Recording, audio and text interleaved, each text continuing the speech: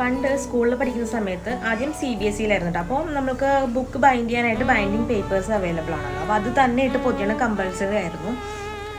പക്ഷെ പിന്നീട് ഗവൺമെൻറ് സ്കൂളിലോട്ട് മാറേണ്ടി വന്നപ്പോൾ നമ്മൾ ഏത് പേപ്പർ ഇട്ടും ബുക്ക് പൊതിയുന്നതിന് അവിടെ കുഴപ്പമൊന്നുമില്ലായിരുന്നു. പൊതിയണം എന്നുള്ളത് മാത്രമായിരുന്നു നിർബന്ധം, ഇല്ലെങ്കിൽ അടി കിട്ടും. അങ്ങനെ എനിക്കിപ്പോഴും ഓർമ്മയുണ്ട്. ഈ ബൊക്കയില്ലേ, ബൊക്കയുടെ ഒരു ട്രാൻസ്പെറൻറ്റ് ഒരു കവറുണ്ട് ബൊക്ക പൊതിയുന്ന, അല്ലെങ്കിൽ കുഞ്ഞു കുഞ്ഞു വൈറ്റ് പൂക്കളുണ്ട്.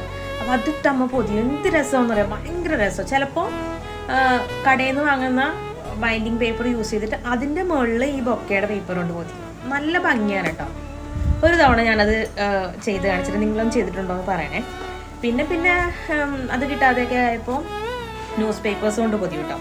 അങ്ങനെ ഇന്ന് എനിക്ക് എന്തായാലും ഒരു ബുക്ക് പൊതിയണമായിരുന്നു. അപ്പോൾ ഞാൻ ന്യൂസ് പേപ്പറും കൊണ്ട് പൊതിഞ്ഞാണ്. വലിയ പെർഫെക്ഷനൊന്നുമില്ല, അടിപൊളിയായിട്ട് പൊതിയും കേട്ടോ. അപ്പോൾ എനിക്കെന്തോ ഭയങ്കര നൊസ്റ്റു അടിച്ചു.